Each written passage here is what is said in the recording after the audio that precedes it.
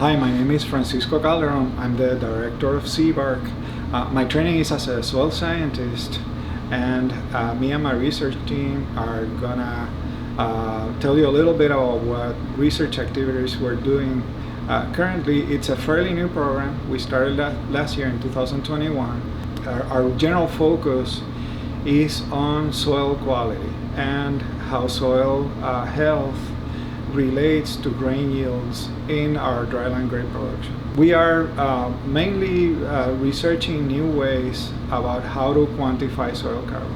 This is important because we need to be able to analyze vast amount of samples in our long-term experiments, but also on farm research fields. And currently analyzing soil carbon is slow and expensive. So if we can find a way to analyze it more rapidly and cheaply, that would be a huge bonus. Another one of our main research focus is to see how soil organic matter relates to soil water holding capacity. Currently, there's no clear guidance about how our soil organic matter in our neck of the wood results in increased water holding capacity and how it affects the soil water cycle. So that's an important research question. And besides that, we are trying to make ourselves useful and collaborate with our USDA ARS partners and our OSU faculty in the station, researching a wide variety of things, including plant pathology, weed management, agronomy, etc.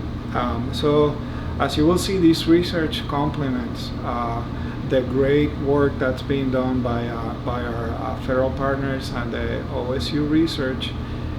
So thank you very much. Hello, my name is Paulina Ramirez. I complete my PhD in engineering science with a concentration in natural resources and geoscience.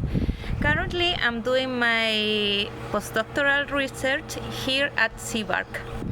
Hi, my name is Rachel Plunkett, and I am a biological science technician working for Francisco in the lab here at the Columbia Basin Agricultural Research Center.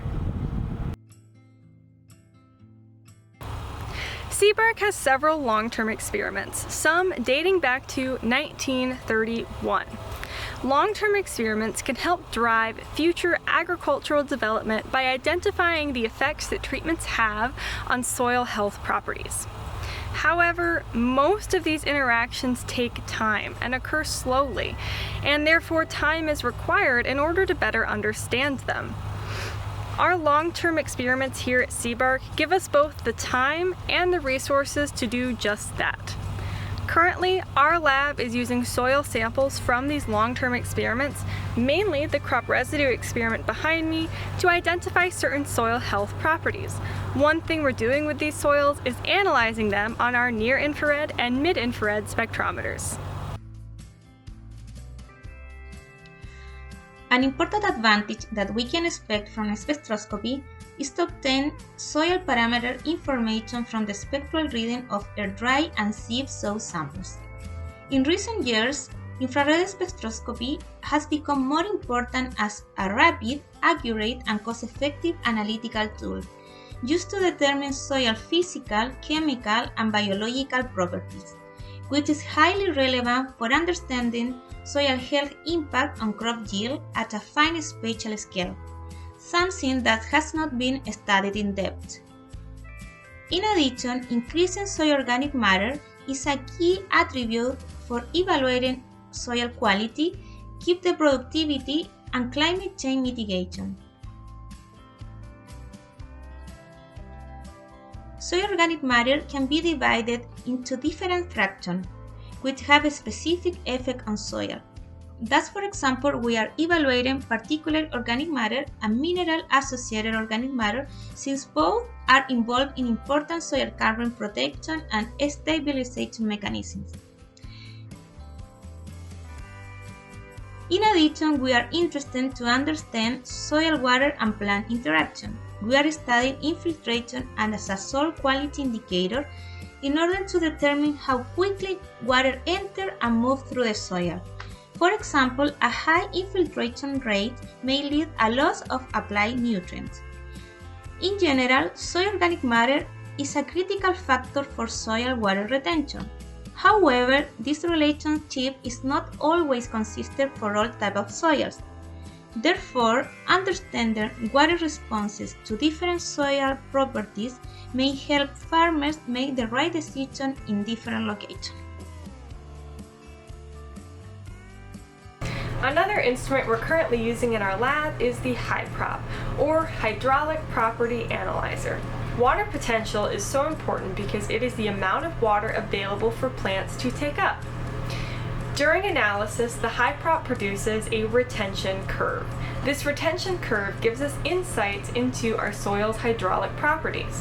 This curve is produced when a sample collected from the field is fully saturated and placed on top of the HYPROP sensor unit to desaturate. While on the sensor unit, the HYPROP is measuring the water tension within the soil sample. The HYPROP sensor unit has a spot for two tension shafts, a long tension shaft and a short tension shaft. These tension shafts go directly up into the soil sample, and they are what's measuring the water tension. This here is one of the tension shafts, and this is going to be a long tension shaft. The HYPROP allows us to better understand the effects that treatments have on soil hydraulic properties, such as water potential and water retention.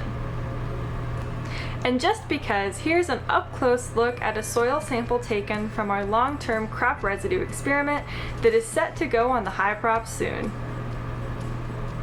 Thank you so much for watching our video. We look forward to seeing you at Field Day or another time at the station soon.